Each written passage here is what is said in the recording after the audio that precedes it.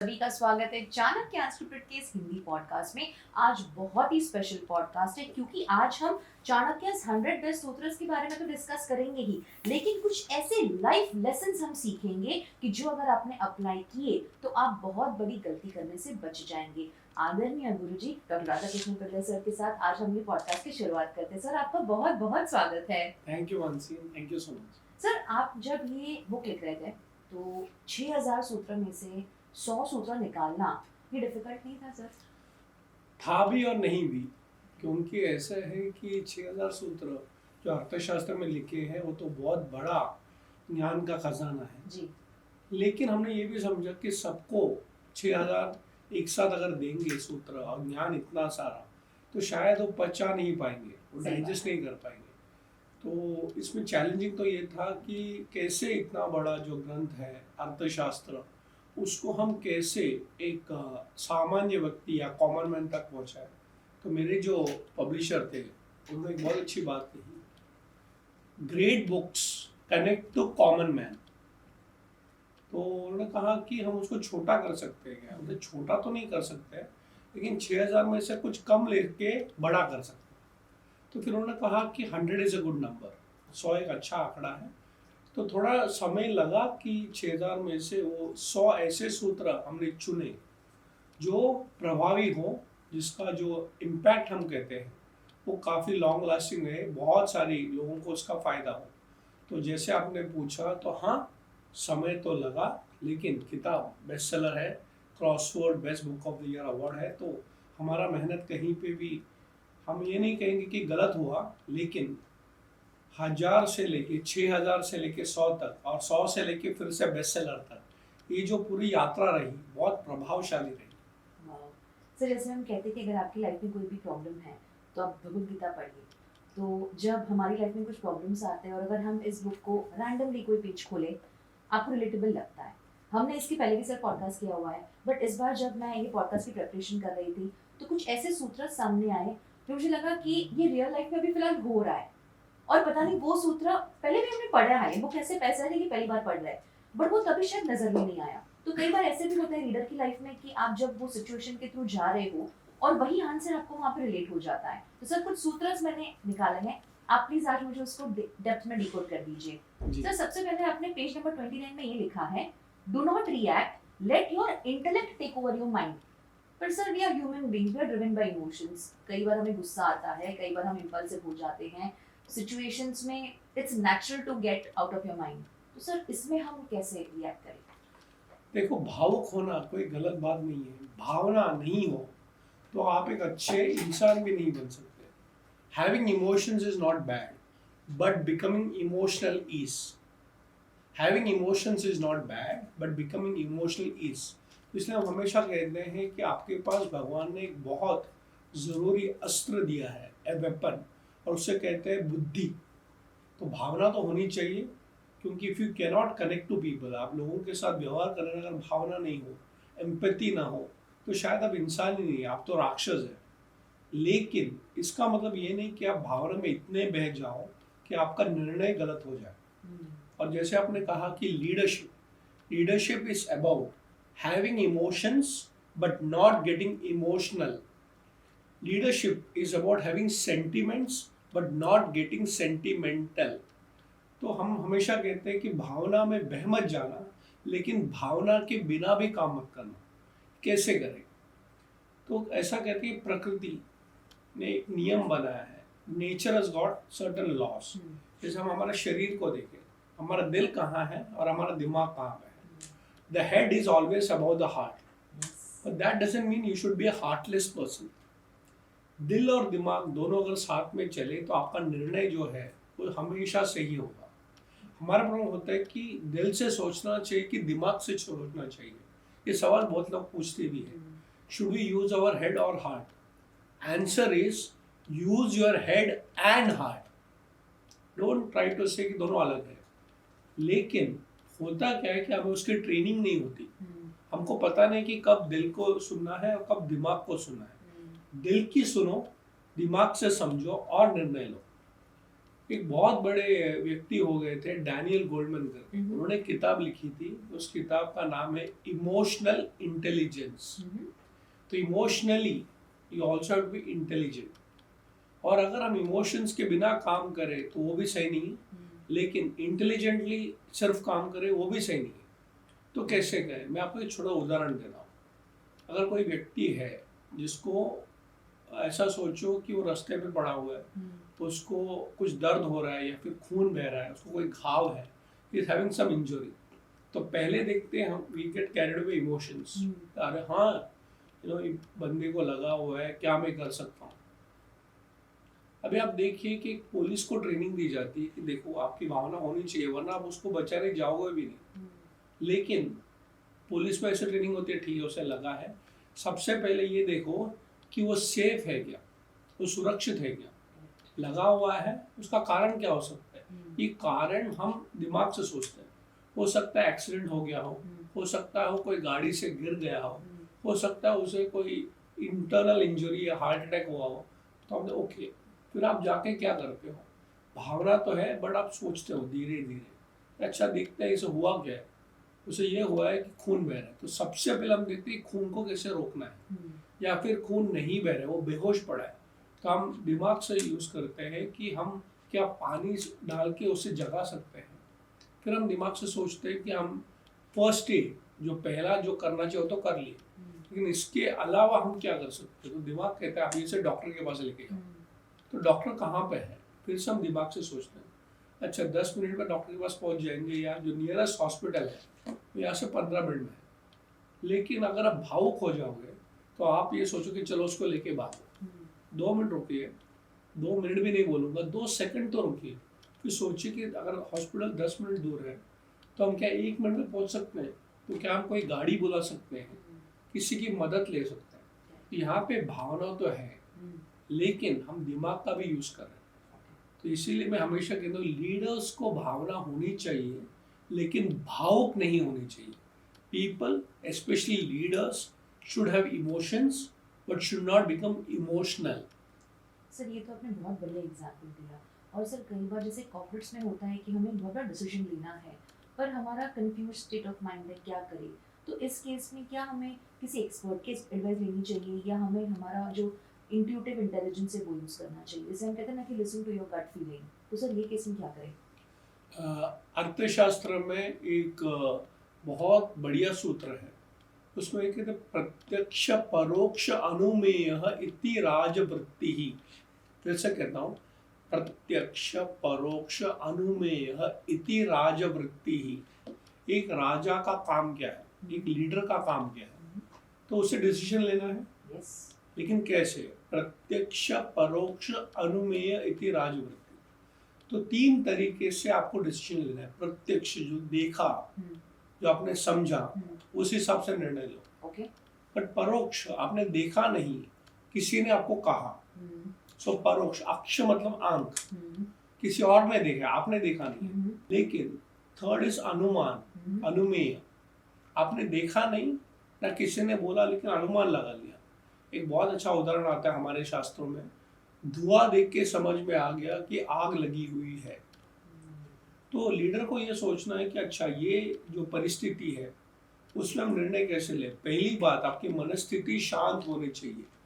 परिस्थिति कुछ भी हो, मनस्थिति शांतता की होनी चाहिए। उसके बाद हमें ये सोचना है कि हमको कैसे निर्णय लेना है, किसका मार्गदर्शन चाहिए। जैसे आपने बहुत अच्छा बताया कि क्या should we seek the help of experts. Chanakya कहता है कि yes experts but 3 experts. Okay.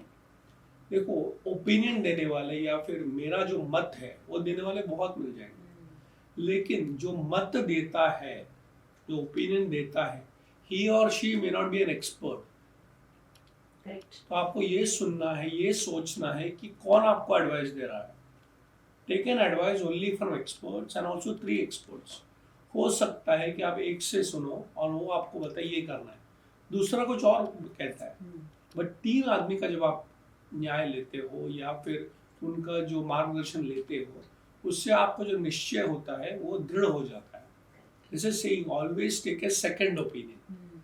Chanakya says take 3 opinions and then take your own decision. जहाँ पे आपने कहा gut feel, gut feel is not impulsive.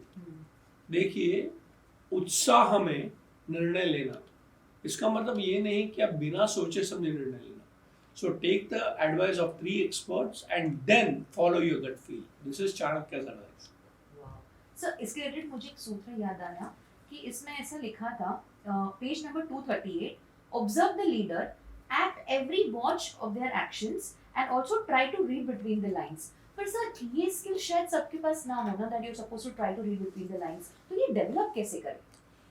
एक ज्ञान के लिए बहुत बड़ा जरूरत जो है उसे कहता है अनुभव. आप सोचिए कि एक व्यक्ति जो 20 साल का होता है और एक व्यक्ति जो 60 साल का होता है, जैसे हमारे बुजुर्ग होते हैं, अभी उन्होंने एक ही चीज देखी, लेकिन उनका जो दृष्टिकोण है, the way to look at certain things are different. तो आप निर्णय कैसे ले, आपको समझ में कैसे, how to read in between the lines. अनुभव cannot be replaced by knowledge. Experience and knowledge should go together. तो इसका एक सिंपल सा मैं आपको एक उदाहरण देता हूँ. देखिए, जो माँ होती है वो भी एक बच्चे को देखती है, और समझो उसकी बहन होती है वो भी बच्चे को देखती है. अब दोनों एक ही व्यक्ति को देख रहे हैं, छोटे बच्चे को, लेकिन जब माँ देखती है उसका अनुभव अलग होता है, जब दादी देखती है उसका अनुभव अलग होता है, जो उसी बच्चे की बहन देखते हैं उसका अनुभव अलग होता है. तो अनुभव बहुत मान्यता रखते हैं हमारे परंपरा में. अब आप कहोगे कि अगर एक 20 साल का लड़का या लड़की, उसको अनुभव ही नहीं है, अगर आप कंपेयर करोगे कि एक 60 साल के व्यक्ति के साथ अगर आप देखोगे तो उतना अनुभव है नहीं. इसीलिए चाणक्य कहते हैं कि अगर आपके पास अनुभव नहीं है तो भी अगर आप अनुभवी लोगों के साथ अगर बात करें, समझे, तो आप भी अनुभवी बन सकते हो. You don't have to go through an experience to understand the situation. You can collaborate with experienced people to enhance your decision making. Wow. Sir इसकी कंटिन्यूएशन में आपने एक और चीज लिखी थी, do not take the action based on the face value. तो sir लेकिन फेस वैल्यू तो सब कुछ होता है ना, जैसे हम कहते हैं कि we trust this person because इनकी फेस वैल्यू है. तो सर फिर ये कैसे? तो व्यक्ति केवल फेस नहीं होता, फेस उसका दिखावा होता है. हमारे भारतीय संस्कृति में या फिर दुनिया भर की संस्कृति में there is one word called as mask, जिसको हम कहते हैं मुखौटा. तो फेस पे लगाया जाता है. करेक्ट. और मुखौटा के पीछे एक सच्चाई होती है जो हम परख नहीं पाते. तो बहुत सारे लोग होते हैं, हमने ऐसा देखा भी है, जो सुसाइड करते हैं. और बहुत सारे लोग जो उनको एक 15 मिनट या आधा घंटा पहले मिले होते हैं, तो अभी तो हंस रहा था या हंस रही थी, लेकिन हमको तो पता ही नहीं चला कि वो इतने दुखी थे या उनको इतना प्रॉब्लम था. तो मतलब क्या था, मुखौटा अच्छा है दिखाने के लिए, smiling face, but actually that smiling face had lot of sorrow. Charlie Chaplin के बारे में कहा जाता है, बहुत बड़े कॉमेडियन थे, दुनिया को हंसाते थे, लेकिन वो कहते हैं कि मेरे अंदर का दुख तो किसी को पता ही नहीं है. तो फेस वैल्यू में जाओगे तो face can be change, the mask can be change. और मैं आपको एक बात बताऊंगा खास, पर्सनैलिटी को डेवलप मत करो, कैरेक्टर को डेवलप करो. फिर से मैं कहता हूँ, don't develop your personality, develop your character. If your character is developed, your personality will also be developed. एक आपको उदाहरण बताता हूँ. अगर आप ये वर्ड देखो, persona, actually it means mask. तो हम क्या करते हैं कि अपना ड्रेस अच्छा पहनाएंगे, थोड़ा सा अच्छा मेकअप शेकअप, अच्छा वोकैबुलरी, हमारे शब्द जो है, वर्ड जो यूज करते हैं, it has to be impactful, फिर वॉइस मॉड्यूलेशन करते हैं, लेकिन that is only a makeup.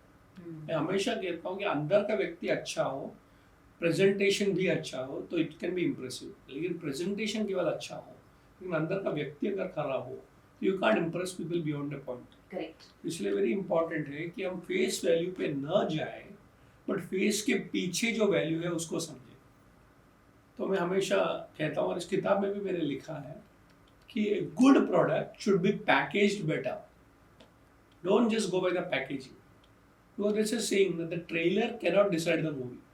आजकल तो हम इतने सारे मूवीज देखते हैं, द ट्रेलर तो बहुत अच्छा था, उसका जो टीजर था वेरी इंप्रेसिव था, उसका जो गाना था बहुत अच्छा था, लेकिन मूवी में कोई दम नहीं था. तो you got impressed by what is shown. इसलिए मैं कहता हूँ कि यस, मुखौटा जरूरी है, लेकिन अंदर का व्यक्ति भी जरूरी है. So there is a person behind the face. look at the face but understand the person. Sir try to read between the lines में इंटेंशन भी तो आता है ना सर कि हमने सामने वाले के इंटेंशंस को समझना है बट अगर किसी ने ऐसा मुखौटा पहना तो we don't know if the person is pretending या रियल इंटेंशंस क्या है वो तो सिचुएशन में पता चलता है कि अच्छा ये हिडन मोटिव था या ये हिडन इंटेंशन था तो सर इसको कैसे टैकल करें देखिए, पहली बात तो विश्वास के बिना ये दुनिया चल ही नहीं सकती. Without trust you cannot operate in the world. तो विश्वास तो करना ही पड़ता है. बट रिमेंबर कि अगर आपने किसी पे विश्वास किया और उसने आपसे धोखा किया फॉर वॉट एवर रीजन, पहली बार गलती हो सकती है, लेकिन दूसरी बार अगर आपने उस व्यक्ति को आपको धोखा देने के लिए अलाउ किया, then you are stupid. Correct so you have to trust. और हो सकता है कि पहली बार आप उसे समझे नहीं, लेकिन समझने के बाद फिर से वो गलती करने दे तो शायद आप मूर्ख हैं. So we always say trust everybody but don't become stupid by only trusting people again and again and again. So intention समझना बहुत बड़ी विद्या है. इनफैक्ट जब हम कहते हैं चाणक्य का जो राज विद्या है उसे कहते हैं अन्वीक्षिकी. अन्वेक्षण, observation, trying to understand the intent of the person. In fact Arthashastra में एक बहुत बड़ा विषय आता है चाणक्य का, वो है हाउ टू जज पीपल. लोग कहते हैं कि जज मत करो, चाणक्य कहते हैं जज करो. You should know how to जज पीपल. बिकॉज क्या होता है कि फ्रॉम वन स्टैंड पॉइंट बहुत सारे लोगों को लगता है कि नहीं यार, हर व्यक्ति एक ही जैसा होता है, भगवान पे विश्वास है तो लोगों पे विश्वास करो. बिल्कुल, that's a very important spiritual stand point. Everybody is created by God, but remember even God doesn't create everybody equally. कोई मोटा होता है, कोई पतला होता है, कोई बड़ा होता है, कोई काला होता है. तो ये जो है प्लूरलिटी, जो विभिन्नता है ये हमारे संसार में, वो भी तो भगवान की देन है. अब हमें व्यवहार में ये समझना है कि हमें किसी भी व्यक्ति को हमें मूर्ख बनाने का कोई भी कारण ना दे. हो सकता है कि आपने छोटी मोटी गलतियों में सीखा, बट गलतियों से सीखो और आगे बढ़ो. So trust, but don't trust blindly. At the same time, if you have trusted somebody and then he और she has not been trustworthy, then make sure you don't interact with that person beyond a required limits. कभी कभी ऐसे होता है, आपको पता है कि ये व्यक्ति जो होता है उस पर विश्वास नहीं किया जा सकता बिकॉज उसने मेरे पे विश्वासघात किया है, लेकिन आपको उससे व्यवहार करना पड़ता है. शायद कोई घर का कोई व्यक्ति हो या फिर कोई ऑफिस में कोई कलीग हो, तो आपको कहता है आर्म्स डिस्टेंस, उतना ही व्यवहार करो जितना ज़रूरी है.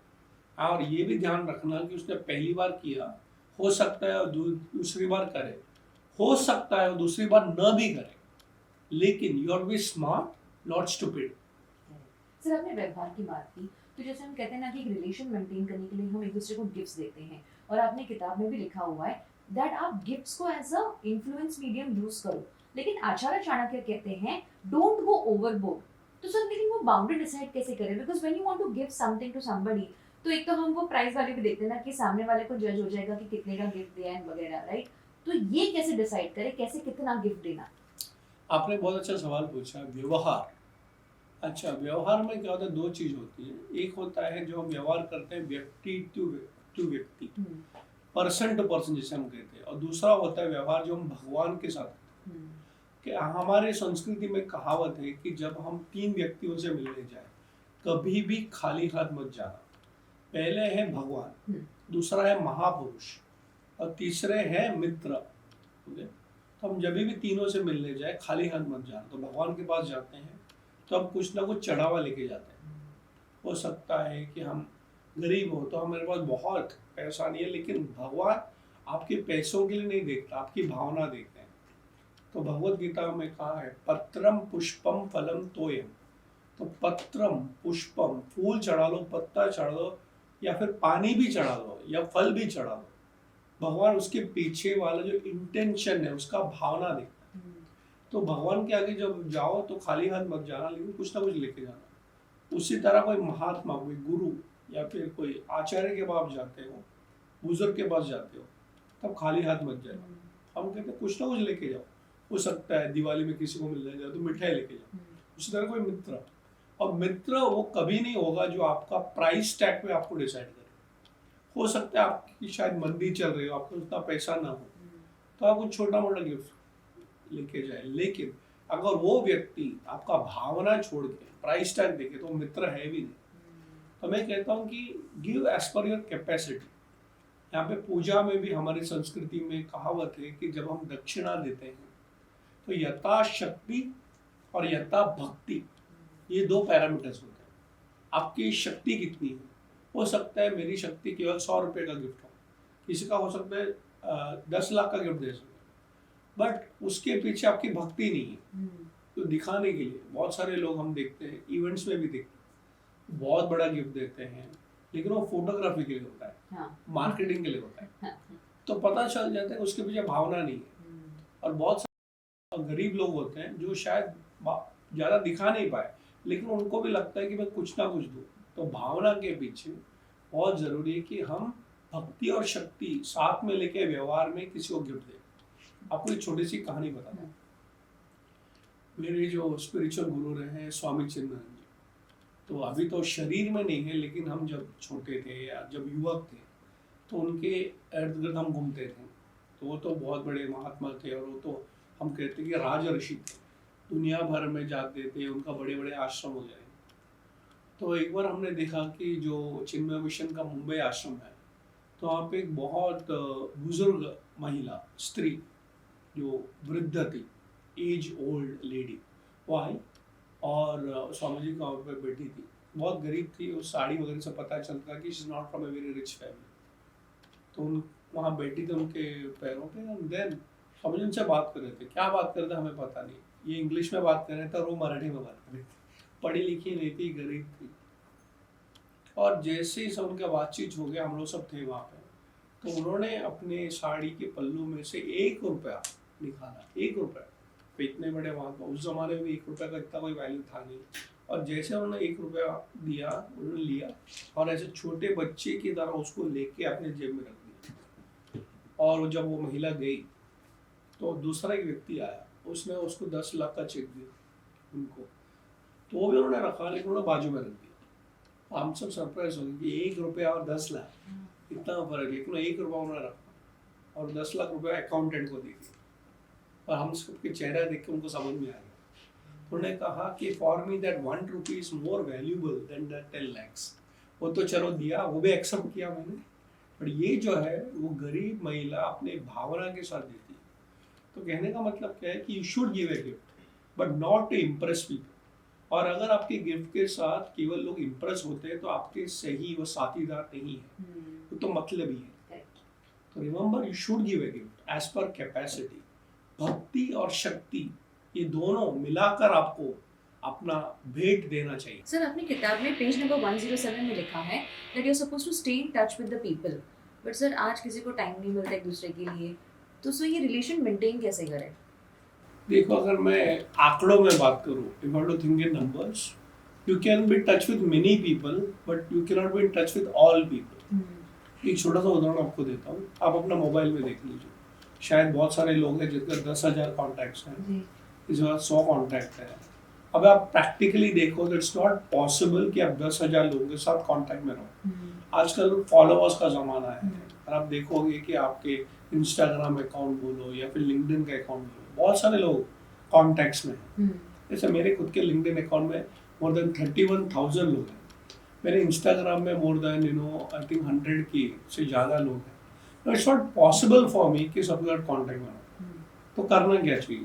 पहली बात, okay, you should make a list which is important and very important. Everybody is important, but होता है कि शायद आपके वेरी इंपॉर्टेंट लोग, जैसे फैमिली, जो फैमिली में आपके 4 लोग हैं, उसके बाद आते हैं कजन्स, उसके बाद आपके best friends, professional colleagues. So आपको कहीं ना कहीं you should actually do a categorisation.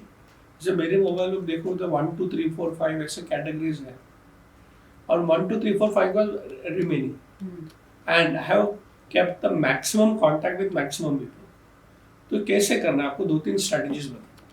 पहली बात, try to wish them on an important days like birthdays, anniversaries या फिर कोई स्पेशल डे।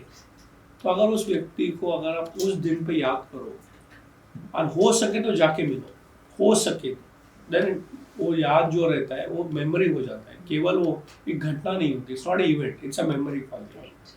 समय नहीं, वो व्यक्ति बहुत दूर है, कोई और देश में है, कोई और नगर में है, तो फोन तो कर सकते हैं। तो अगर देखो जाके मिलना सबको संभव नहीं है, लेकिन इम्पोर्टेंट लोगों को तो मिलना ही होता है, नहीं हुआ तो फोन कॉल तो उतना तो आप कर सकते हो। जैसे आपका भाई है, उसका बर्थडे है, तो आप जा नहीं सकते लंदन, तो कम से कम फोन तो कर रहे हैं। और एक कदम आगे टुडे टेक्नोलॉजी है, तो वीडियो कॉल तो कर सकते हो। तीसरा, वो भी नहीं हुआ, ठीक है, एक मैसेज तो डाल सकते हो। अब देखो कि बहुत सारे लोग होते हैं वो भी नहीं करते। अब मैं आपको और एक चीज़ बताऊंगा कि हमारे यहाँ पे मुंबई यूनिवर्सिटी में एक रिसर्चर है, is from social science department. उन्होंने एक बहुत अच्छी आर्टिकल मेरे से शेयर की थी। The maximum people you can be closely connected is only 50। That's it. जिसके साथ आप जेन्युइनली आप रिलेशन मेंटेन कर सकते हो। You can B in touch with 5000 people. Correct. वो तो हो सकता है, फेसबुक का लिमिट भी 5000 है, तो 5000 लोगों तक आप कर सकते हो, लेकिन 50 से ज़्यादा it is not humanly possible to go and meet and maintain relationship. बहुत एक्सेप्शनल लोग होते हैं जिनको हो सकता है कि 50 से शायद 100 या 200 लोग के साथ टच में हो सकते हैं, लेकिन इट इज़ नॉट कि आप कितने लोग के साथ कांटेक्ट में हो। इट इज़ वेरी इंपॉर्टेंट हो कितने लोग का दिल आपने छुआ है, और हो सकता है उस व्यक्ति को अपने ज़िंदगी में केवल एक बार मिले हो, उस व्यक्ति के ज़िंदगी में बहुत बड़ा परिवर्तन कर सकते हो। मैं आपको छोटा उदाहरण देता हूँ। मैं बहुत सारे साधु संतों को मिलता हूँ, और हमने ये भी देखा है कि साधु संत शायद सबके कांटेक्ट में नहीं हो, लेकिन साधु संत can impact millions of people. जैसे प्रमुख स्वामी महाराज, आप तो उनको जानते ही हो, बीएपी संस्था में। अब देखो कि हजारों मंदिर है पूरे दुनिया भर में, अब वो देह में नहीं है तो भी आज भी उनके जो वाणी है, उनके जो एडवाइस है, आज भी लोग इम्पैक्टफुली देखते हैं। So you may not be connected physically, but you can be connected with emotions. तो ये बहुत जरूरी है, हो सके तो आप प्रैक्टिकल उनका टच में रहो। और Chanakya says that emotional connection is more important then physical connection. Sir, तो एज ए लीडर अगर हमें हमारा इम्पैक्ट और एम्पलीफाई करना हो तो ये हम कैसे करें as a ordinary man? 4 level पे कनेक्शन होता है, physical, mental, intellectual and spiritual. तो जैसे मैंने कहा कि राजा का एक दरबार होता था, और राजा का दरबार में कोई भी आ सकता था, तो ऐसा कोई लिमिटेशन नहीं। ऑफ कोर्स वो जो उनका अपना जो टाइम का एक सीमा होता है कि सबको they can't come every time. तो आप देखोगे कि अर्थशास्त्र में जो है कि 1.5 घंटा हर दिन, 1.5 आवर्स, तो आप प्रजा के साथ मिलते हो, तो राज दरबार में प्रजा आ सकती है। तो हो सकता है प्रजा लाखों करोड़ों के लोग, सब तो नहीं आ सकते, मे बी 100 लोग या 1000 लोग आएंगे, ठीक है, तो फिजिकल कांटेक्ट होएगा उतना। नहीं तो साल में एक बार आप घूमने जाते हो। आप मंदिरों में भी देखते हो कि जब भगवान के पास हम जाते हैं, लेकिन साल में एक बार भगवान आपके घर आता है। आपने तो उत्सव में देखा होगा, they take out the god और अ प्रोसेशन। हो गया फिजिकल। Second is mental. तो हो सकता है जैसे बहुत सारे पॉलिटिशियंस, प्रेसिडेंट्स या प्राइम मिनिस्टर्स या चीफ मिनिस्टर जो करते हैं, वो क्या करते हैं, अब आजकल सोशल मीडिया में एक मैसेज डाल देते हैं, तो मेंटली वैसे कि अच्छा आज इंडिपेंडेंस डे, तो आज I wish everybody happy independence day, तो एक मेंटली कनेक्शन हो जाता है। या फिर कहीं पे कुछ प्रॉब्लम हो गई, so there is some problem that happened, तो आप एक इमोशनल मैसेज डालते हो, we pray for the departed souls. एक मेंटल कनेक्शन हो गया। इंटेलेक्चुअल कनेक्शन, देखिए गवर्नमेंट और राज्यों की बहुत बड़ा जो कार्य होता है वो है decision making and policy making. तो अगर हमने ये कर दिया कि देखो सबको खाना फ्री में मिल जाएगा, we have in India concept called as food security act, तो हर व्यक्ति को खाना मिलना ही चाहिए। This is intellectual decision but it connected with everybody. Correct. Bharat में कोई भी व्यक्ति अगर भूख के कारण सोता है तो government is a failure, leadership is a failure. Thanks to the government policies, intellectual connection. और फिर हमने बात की स्पिरिचुअल कनेक्शन, जो महात्मा लोग कर पाते हैं कि वो अपने हाईएस्ट लेवल पे लोगों के साथ कनेक्ट करते हैं। तो चारों लेवल पे कनेक्ट करो, आप अच्छे राजा बन जाओगे। सर, आपने स्पिरिचुअल कनेक्शन की बात की, और ये मेरा सौभाग्य था कि जब भी अपने ऑफिस में कुछ पूजा होती, कोई स्पिरिचुअल गुरु आते, तो आप हम सबको इनवाइट करते हैं। तो सर मुझे इसके बारे में और जानना है कि ये कैसे और इम्पैक्ट क्रिएट करता है। मतलब ऑफकोर्स हमें ब्लेसिंग्स वगैरह तो मिलते ही हैं, and it keeps us grounded, हमें और लर्निंग्स मिलते हैं। बट इसके पीछे का मुझे साइकोलॉजी बोलिए या रीज़न मुझे समझना है आपसे कि आप अपने हर स्टूडेंट को, हर एम्प्लॉय को, हर टीम मेंबर को हमेशा गैदर करते हैं, और वो कभी भी it's never a one man thing, it's always कि हम सब साथ में एज अ टीम वो पूजा का लाभ लेना, वो दर्शन का लाभ लेना। तो सर इसके बारे में मुझे कुछ बताइए ताकि और लोग इंस्पायर हो। ये सैटरडे सत्यनारायण की पूजा भी है, जी तो सबको बुलाया जाता है। जी इनफैक्ट मेरा मन जो है उल्टा सोचता है कि कोई छूट तो नहीं गया। जी लोग पहले लिस्ट बनाते किसको बुलाए, जी मेरा लिस्ट उल्टा होता है, जी। कोई छूट तो नहीं गया। तो इसका कारण आपको बताता हूँ। देखिए क्या होता है कि जैसे अगर आप आजकल का जो कॉर्पोरेट कल्चर है आप देखोगे तो इट्स ऑल अबाउट मनी। वो भी ज़रूरी है, पैसा तो बहुत ज़रूरी है, सबको पगार देना है, you have to create wealth, that's a responsibility. लेकिन भारतीय परंपरा केवल पैसा बनाना इज नॉट बिजनेस। भारतीय परंपरा इज अबाउट हमने मेरे जो अंदर की आत्मा है और आपके अंदर की जो आत्मा है वो एक है, we are all the one. लेकिन क्या होता है कि हमें we have to create events around. तो मेरी जो एक मन की सोच है कि क्या हम महीने में एक बार कुछ ऐसा करें कि पीपल कम डाउन, और वहाँ पे कोई भी भेदभाव नहीं। Let's say I am the director of the company, लेकिन मेरे कंपनी में अगर कोई प्यून हो, कोई स्टूडेंट हो या उनके पेरेंट्स भी हो, तो they are all part of the family. हमने कभी ये नहीं सोचा कि हमें केवल ट्रांजैक्शनल रिलेशन करना है कि मैं बॉस हूँ तो ये करना है, नहीं। हम तो ये हमेशा ये सोचते हैं कि हम साथ में खाना भी वही खाते हैं, सेलिब्रेट भी बर्थडे साथ में करते हैं, अभी हमने केक भी काटा। तो इससे होता क्या है कि today productivity is not about just किसने कितना काम किया, किसने कितना दिल लगा के काम किया, वो ज़्यादा ज़रूरी है। इनफैक्ट मेरी किताब में भी मैंने लिखा है कि good leader doesn't build an organization, he builds a larger family. तो क्या जब हमारे ऑफिस में कोई आता है तो उसे ऐसा लगता है कि मेरा परिवार है। मैं आपको एक छोटी घटना बताऊंगा। मेरे एक मित्र है मंगेश गोयकर करके, कॉलेज के मित्र हैं। दो अभी 20-25 साल हो गए हम लोग अलग अलग हैं, लेकिन टच में है, कांटेक्ट जी है। तो वो अभी तो मुंबई में नहीं है, हम साथ में पढ़े लिखे थे, हमने साथ में एक बार जॉब भी किया। लेकिन अभी गए हफ्ते की बात कर रहा हूँ कि मंगेश मुंबई आया था और हमारे ऑफिस है, और मैं निकल गया, मेरे को और कोई मीटिंग था तो मैं चला गया। तो मेरी जो वाइफ है सुरेखा, और दोनों बैठे थे बात कर रहे थे, तो लंच टाइम पे आया था, चलो लंच भी कर लेते।